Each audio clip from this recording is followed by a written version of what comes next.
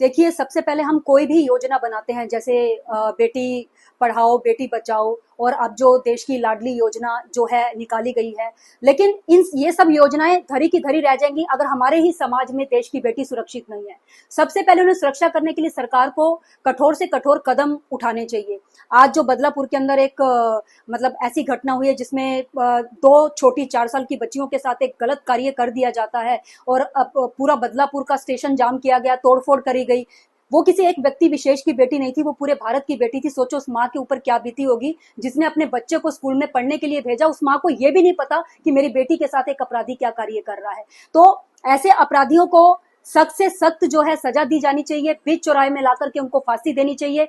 कोई भी पुरुष महिला का सम्मान अगर नहीं करता है, उसके साथ ऊंची आवाज में बात करता है, छेड़खानी करता है, या किसी तरह का कोई दुष्कर्म करता है, तो उसको कठोर से कठोर सजा हमारे देश की जनता को देनी ही चाहिए और सरकार को देनी ही चाहिए। कुछ नेताएं ऐसे बयानबाजी करते हैं कि महिलाओं को रात में रोड सड़कों पे घूमने की क्या जरूरत थी, और उनके छोटे कपड़े पे सवाल उठाते हैं। जी जी। तो इस पर आप क्या कहेंगे? क्योंकि वो कहते हैं कि रेप की वजह है कि महिलाएं रात को लेट रोड सड़कों पे घूमती है, छोटे कपड़े पहनती हैं। तो आप इस पर क्या कहना चाहेंगे? जी देखिए, ऐसा कुछ भी नहीं है कि छोटे कपड़े पहनने से ही ये सब चीजें होती हैं। ठीक है, इंसान की जो मानसिकता जब तक ठीक नहीं होती तब ये कार्य होते हैं। अब कई बार आप ऐसा सोचते हैं कि छोटे कपड़े डालने वाले के साथ नहीं हुआ, लेकिन ट्रेन में यूपी के साथ जो वारदात हुई, वो लेडी तो छोटे कपड़े नहीं डाल करके बैठी थी, फिर भी उसके साथ लड़कों ने दुष्कर्म कर दिया। मानसिकता को पूरे लोगों को एजुकेट करना, अपने घर के बेटे बेटियों को, तब जाकर के ये घटना रुकेगी। और सबसे पहले ये जो बदलापुर की घटना हुई है, मैं हर स्टेट के एजुकेशन मिनिस्टर से एक लेटर देकर के उनसे ये एक अपील करना चाहती हूँ कि जैसे हम देखते हैं कि आजकल एडवांस टेक्नोलॉजी के चलते हम लोग पेरेंट्स को जब भी बच्चे का एडमिशन कराते हैं तो पूरी मॉडर्न एमिनिटीज बताते हैं, यहाँ कैमरा लगा है, वहां कैमरा लगा है, आप बच्चे को घर बैठे ट्रैक कर सकते हैं, ये बस नंबर है, आपको पता चलेगा कि बच्चे कहाँ कहाँ पे पहुंचा है। लेकिन मेरा ये मानना है, जब हमने 1-2 स्कूलों से ये पूछा कि जब बच्चे क्लास में पढ़ रहे होते हैं, उसकी एक्टिविटी भी क्लास के अंदर भी कैमरा आप देते हो, जब पेरेंट्स मीटिंग होता है तो आप कहते हो कि वो आपको दिखा दिया जाएगा, नहीं दिखाया जाता है।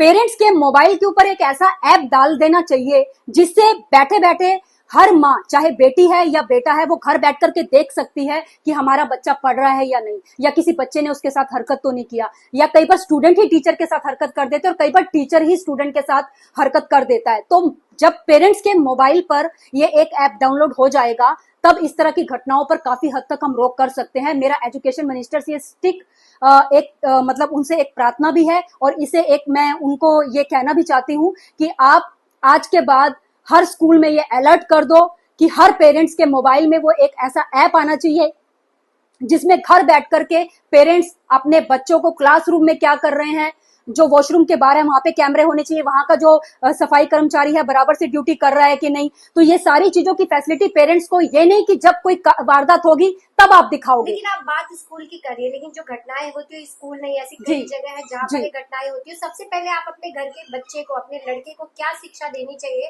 कि वो एक लड़की का सम्मान कैसे? बिल्कुल बिल्कुल, ये चीज आप बिल्कुल सही है। ये तो स्कूल की वारदात के बारे में बात कर रही है, लेकिन आते जाते रोड पर सबसे पहले अपने बच्चों को ये एजुकेट करना चाहिए। मेरे भी 2 बेटे हैं, मैंने मेरे बेटों को यही सिखा रही हूँ, और हर देश की माँ अपने बेटे को ये सिखाए कि बेटे, जैसे आपकी मैं माँ हूँ, आपकी सिस्टर है, वैसे भी प्रत्येक नागरिक की जो बहन है वो आपकी बहन है, उसे उसी सम्मान से आप देखो।